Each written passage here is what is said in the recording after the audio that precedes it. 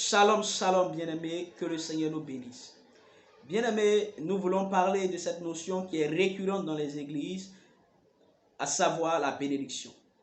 La Bible dit que nous avons été bénis de toutes sortes de bénédictions dans les lieux célestes en Jésus-Christ. La bénédiction est déjà acquise. Nous sommes bénis. Jésus-Christ, en nous rachetant de la malédiction, nous a bénis en retour parce qu'il s'est fait malédiction pour que par cette malédiction nous puissions avoir part à sa bénédiction. Donc nous sommes bénis dans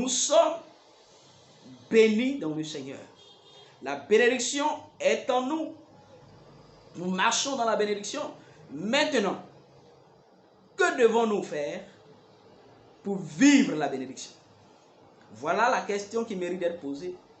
Que devons-nous faire pour vivre, refléter la bénédiction? Parce qu'une chose est d'être béni, une autre en est d'être bénéficiaire, c'est-à-dire de manifester la bénédiction. Nous sommes bénis, mais est-ce que dans notre vie de tous les jours, la bénédiction est manifestée? Est-ce qu'elle est visible? Est-ce qu'elle est palpable?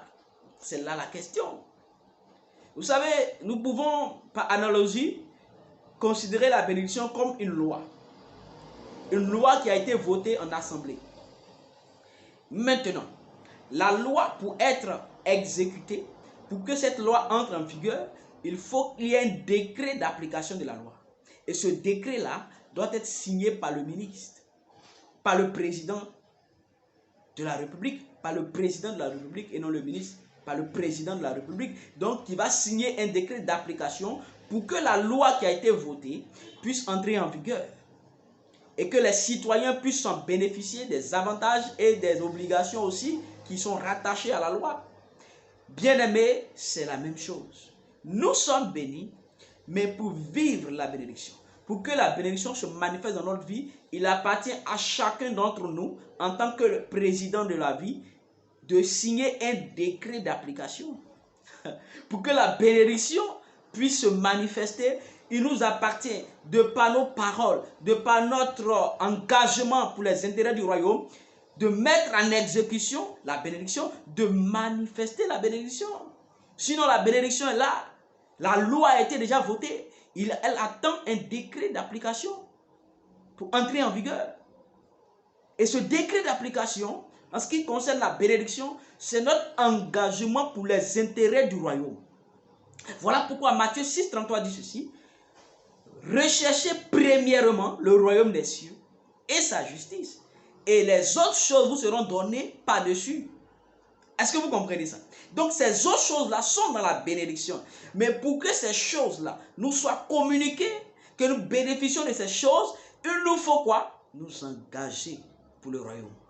Il nous faut poursuivre la justice. Voici ce qu'il nous faut faire, accomplir au jour le jour, pour voir la bénédiction de Dieu se réaliser, se manifester dans notre vie. C'est important de comprendre. Nous sommes déjà bénis. Mais que devons-nous faire pour manifester la bénédiction? Pour vivre dans la bénédiction? Pour démontrer la bénédiction? Pour qu'elle soit visible? C'est notre engagement pour les intérêts du royaume. Notre engagement pour les intérêts du royaume nous donne de manifester la bénédiction. Et que cette bénédiction soit activée dans notre vie.